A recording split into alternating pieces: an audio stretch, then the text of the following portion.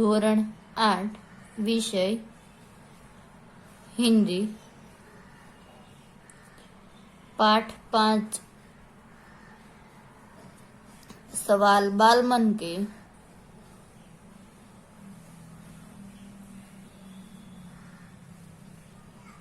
जवाब डॉक्टर कलाम के।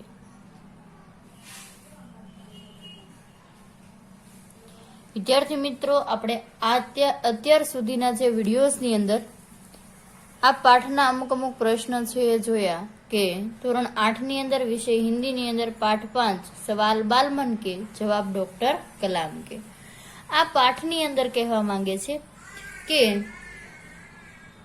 એનો એક પ્રશ્ન નંબર 1 જોઈએ। यदि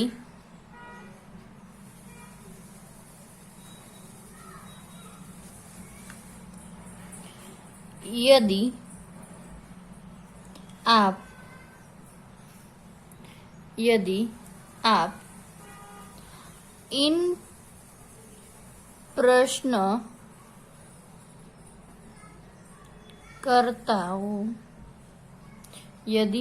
इन प्रश्नकर्ताओं में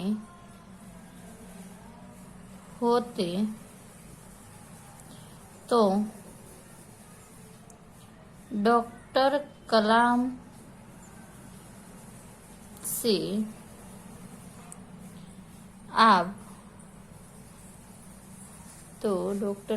से आप कौन कौन से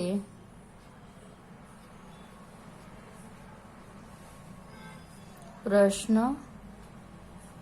पूछते। तो जवाबनी अंदर જોઈએ विद्यार्थी मित्रों। यदि आप इन प्रश्नकर्ताओं में होते तो डॉक्टर कलाम से आप कौन कौन से प्रश्न पूछते। तो एनी अंदर छे प्रश्न नंबर 1। प्रश्न नंबर 1, देश में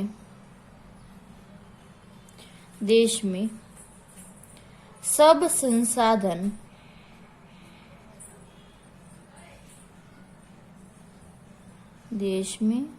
संसाधन सुलभ होने पर भी अभी तक हम विकसित राष्ट्रों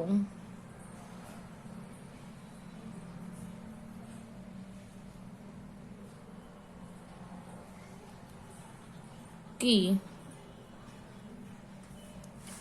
श्रेणी में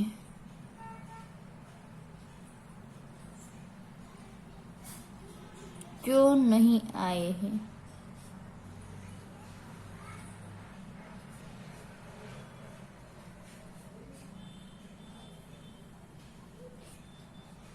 एमा प्रश्न नंबर 2 छे।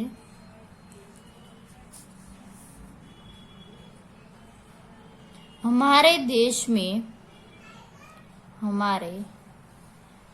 देश में गरीब और अमीर के बीच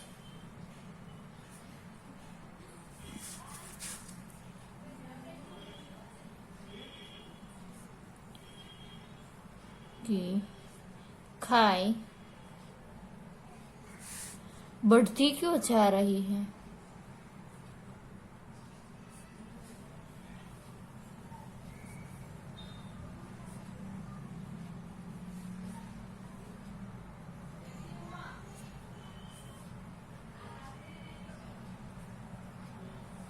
प्रश्न नंबर 3,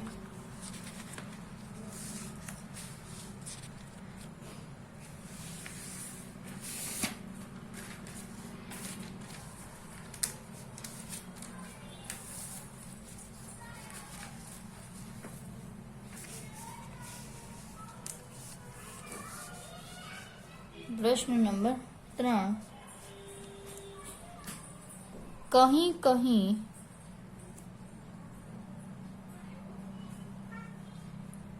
बहुमंजिला, कहीं कहीं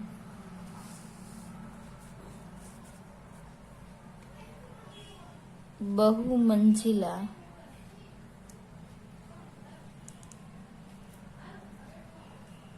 मकान बन जाने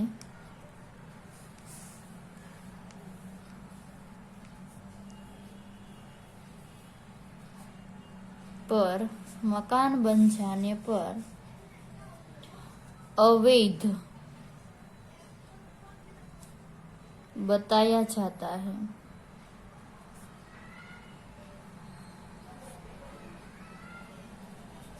जब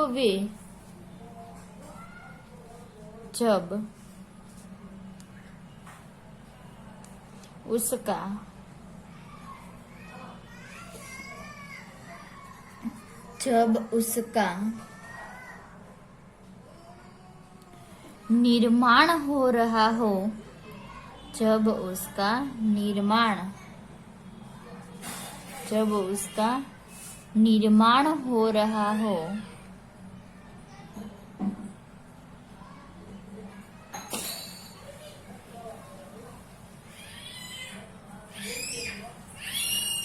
था, तब क्या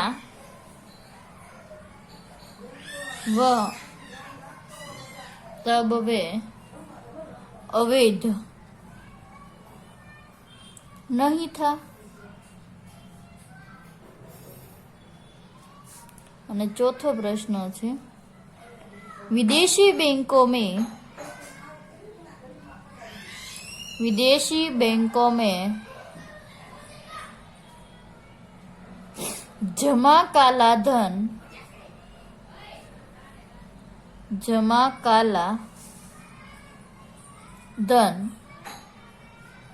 भारत लाने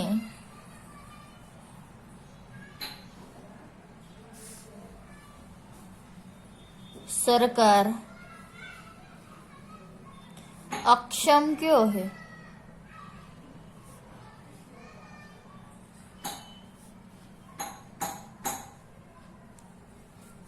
વિદ્યાર્થી મિત્રો, આપણે આ પ્રશ્નની અંદર જોઈએ કે ધોરણ 8 ની અંદર વિષય હિન્દી ની અંદર પાઠ 5 છે, સવાલ બાલમન કે જવાબ ડોક્ટર કલામ કે। હવે આપણે જે આ પ્રશ્ન કરતા હોઈએ છીએ તો પ્રશ્નકર્તા દ્વારા આપણે જે ડોક્ટર કલામને પ્રશ્ન પૂછતા આપણને કહેવા માંગે છે કે देश में सब संसाधन सुलभ होने पर अभी तक हम विकसित राष्ट्रों की श्रेणी में क्या नहीं आए हैं? આપણે કહે છે કે દેશની અંદર બધા સંસાધન ઉપલબ્ધ છે, છતાં પણ આપણે વિકસિત રાષ્ટ્રોની શ્રેણીની અંદર કેમ નથી? બીજો પ્રશ્ન એવો પૂછવામાં આવ્યો છે કે हमारे देश में गरीब और अमीर के बीच की खाई, हमारे देश में गरीब और अमीर के बीच की खाई बढ़ती क्यों जा रही है? ત્રીજો પ્રશ્ન કહેવા માંગે છે કે कहीं कहीं बहुमंजिला मकान बन जाने पर, कहीं बहुमंजिला मकान बन जाने पर अवैध बताता है। जब उसका निर्माण हो रहा था तब वह अवैध नहीं था। एमा ने एमा प्रश्नो 4 पूछवामां आवे छे कि विदेशी बैंकों में जमा काला धन भारत लाने में सरकार अक्षम क्यों है?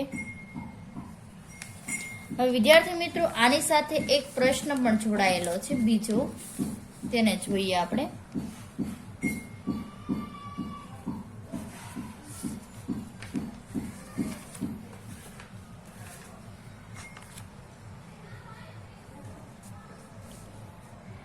मंच पर बड़ी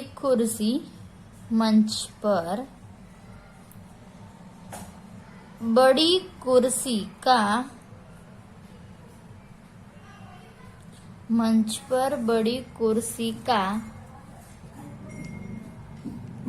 न होना किस बात का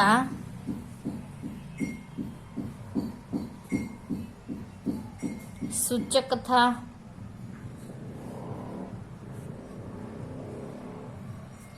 એની અંદર જવાબ આવશે કે મંચ પર बड़ी कुर्सी का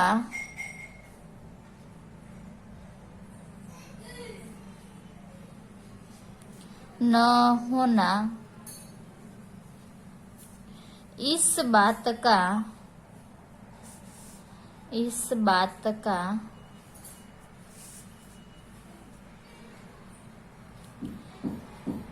सूचक था कि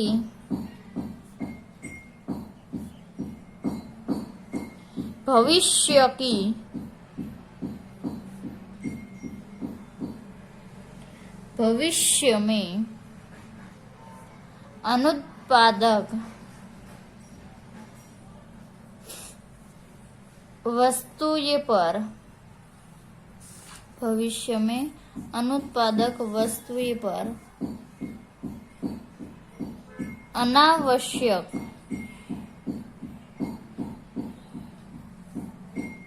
खर्च नहीं होंगे।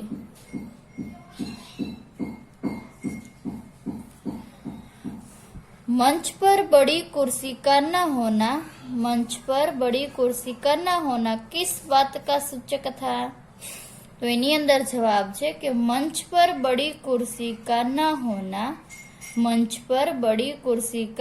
होना इस बात का सूचक था कि भविष्य में अनुत्पादक वस्तुएं अनावश्यक खर्च नहीं होंगे। विद्यार्थी मित्रों, आनी साथे अमुक प्रश्न छे, प्रश्ननी साथे अमुक विकल्प पण आपेला छे। तो विकल्पनी अंदर आपणे जोईए तो विकल्पनी अंदर विद्यार्थी मित्रों एवो प्रश्न छे के पहली हती खाली जग्या के यह जरूरी है कि आप निरंतर खाली जगह अर्जित करते रहे। यह जरूरी है कि आप निरंतर खाली जगह अर्जित कहे तो शुं आवशे? ज्ञान। हमारे देश की जनसंख्या एक खाली जगह से अधिक है। हमारे देश की जनसंख्या एक खाली जगह से अधिक है तो शुं आवशे? अरब। उच्च शिक्षा के लिए विद्यार्थी को ऋण देते समय बैंक उसकी खाली जगह देखते हैं तो शुं आवशे? पात्रता। डॉक्टर कलाम के अनुसार सन खाली जगह तक भारत एक विकसित राष्ट्र बन जाएगा तो 2020। उच्च शिक्षा के लिए विद्यार्थी को ऋण देते समय बैंक उसकी खाली जगह देखते हैं तो शुं आवशे? पात्रता। जिम्मेदार राजनीतिज्ञ खाली जगह नीतियां बनाता है तो शुं आवशे? दूरदर्शितापूर्ण।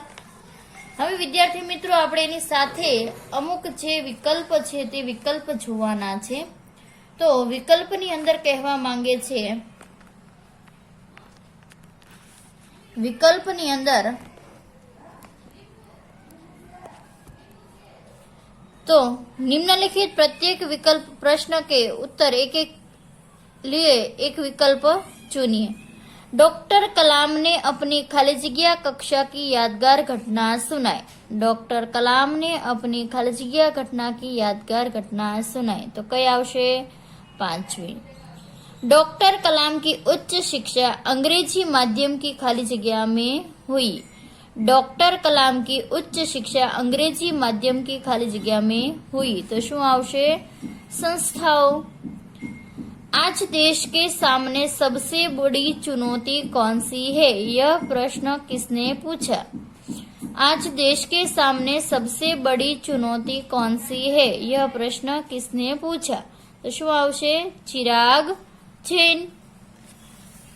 पछीनो छे विद्यार्थी मित्रों कि हमारे पास सन 2020 तक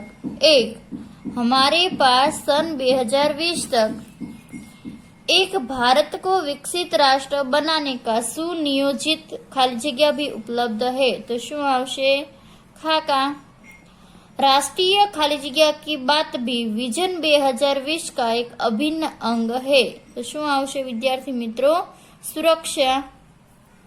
તો વિદ્યાર્થી મિત્રો આ પાઠની સાથે સાથે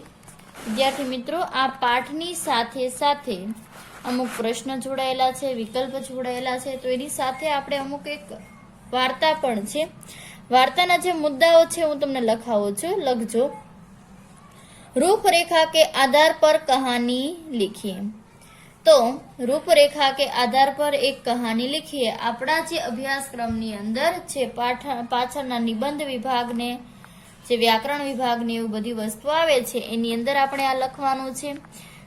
निबंध विभागनी अंदर 4 निबंध होय छे, एनी पछी कहानी लेखन लखवानुं छे। तो कहानीनी अंदर पहली कहानी छे के रूपरेखा के आधार पर कहानी लिखिए। तो मुद्दा जोईए। एक ब्राह्मण स्त्री नेवला पालना, पानी भरने को बाहर जाना, लौटने पर नेवले का खून से लथपथ मुंह देखना, बच्चे की हत्या की शंका होना, नेवले पर घड़ा पटकना, बच्चे को जिंदा पाना, पास ही एक मरा हुआ सांप पाना, पछताना और सीख। आ कहानी नु नाम छे ना समझी और जल्दबाजी का नतीजा। ना समझी और जल्दबाजी का नतीजा अथवा अविचार का परिणाम। विद्यार्थी मित्रों आपणे साथे साथे आ कहानी छे तमारी नोट आउट करवानी छे, तो हूँ बोलती जईश ते तमारे लखवानी रहेशे।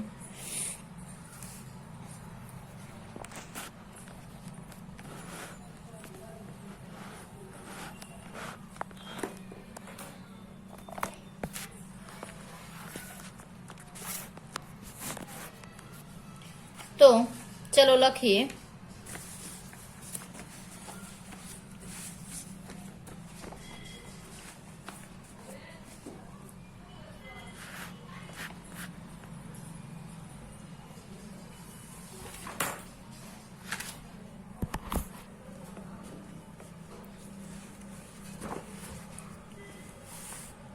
ना दरेक विद्यार्थी मित्रों कहानी छे एनु हेडिंग पर छे ना समझी और जल्दबाजी का नतीजा अथवा तो अविचार का परिणाम।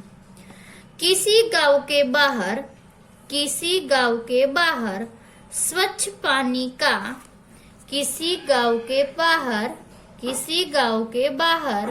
स्वच्छ पानी का एक नाला बहता था।